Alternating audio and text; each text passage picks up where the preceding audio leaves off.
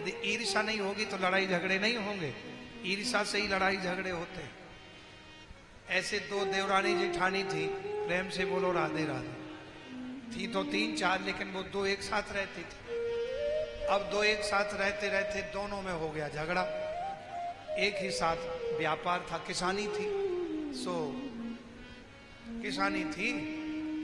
तो अब उन्होंने देखा, पहले तो देवरानी जेठानी में हुआ झगड़ा, सो उन्होंने अपने अपने पतियों के कान भर दे। सो भाई भाई में बेमनुष्ता हो गई।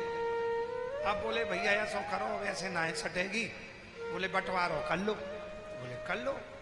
सो बीच में से दीवार लगा ली, पार्टीशन हो गया। एक बीच में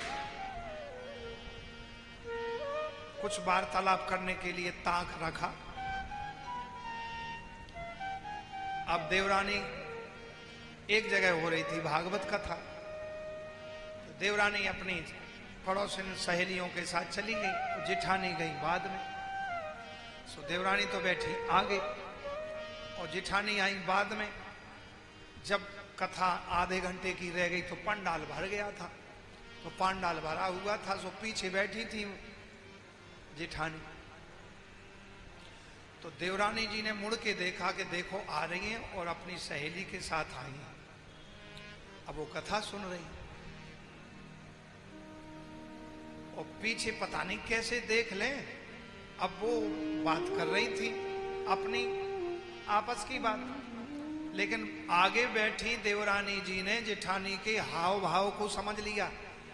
देखो हमारी बुराई कर रही है, वैसे ही भौहें मटका रही, देखो वैसे ही हाथ मटका रही, जे हमारी बुराई है। पूरी कथा में मन नहीं लगा।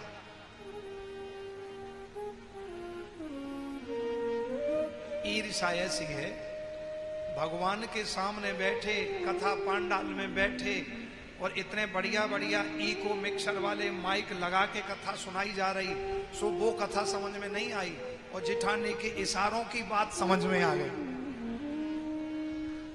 ये जेठानी ने इशारे से, भली वो अपनी बात नहीं कर रही, मतलब देवरानी की बात नहीं कर रही कि हमारे घर में झगड़ा भाव के कहा भाव, कोई मतलब नहीं। ये ईर्ष्या है, जो नहीं है उसको भी करा देती है।